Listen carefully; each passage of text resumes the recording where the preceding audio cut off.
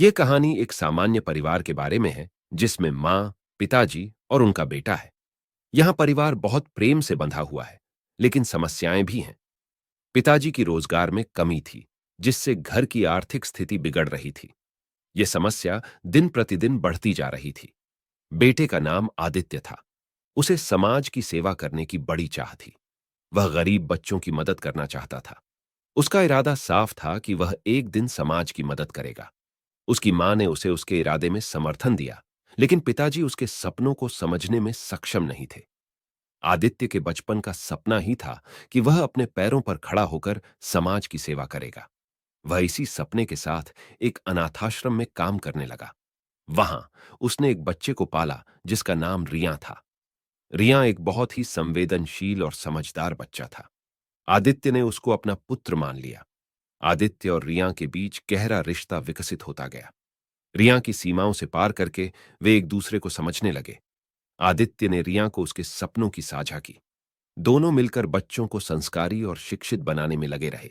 इस बीच परिवार में आर्थिक समस्याओं का समाधान ढूंढने का बोझ आदित्य के कंधों पर था। उसने नौकरी के लिए दौड़ाव भी बढ़ाया, लेकिन आर्थिक स्थिति में सुधार नहीं हो सका। बीतते वक्त के साथ आदित्य की सेहत में भी समस्याएं आनी शुरू हो गईं। उसकी मां और रिया ने उसे समर्थन दिया, लेकिन उसका आत्मविश्वास कम होता चला गया। आदित्य ने जीवन के महत्वपूर्ण नींवें स्थापित की थीं। वह जानता था कि संघर्ष उसके सपनों को हकीकत में बदल सकता है। उसने अपनी चिंताओं और आर्थिक मुद्दों का सामना करने के लिए नए तरीकों को अपनाया। आदित्य ने अपने सपनों की दिशा में नए प्यारे कदम बढ़ाए। उसने नई ऊर्जा और जोश के साथ अपनी मेहनत और समर्थन जारी रखी। जब उसकी मेहनत और आत्मसमर्थन ने आखिरकार फल दिया, तो वह अपने परिवार को सुख संपत्ति में लिप्त करने में सफल हुआ। आदित्य की लड़ाई ने उसे एक नई पहचान दी।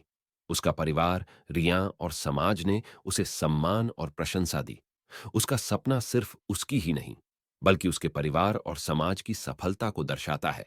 यह कहानी एक प्रेरणादायक संघर्ष, प्रेम और आत्मसमर्थन की उत्कृष्ट उदाहरण है। यह दिखाती है कि किसी भी संघर्ष और संकट से गुजरकर भी हम अपने सपनों को हकीकत में बदल सकते हैं।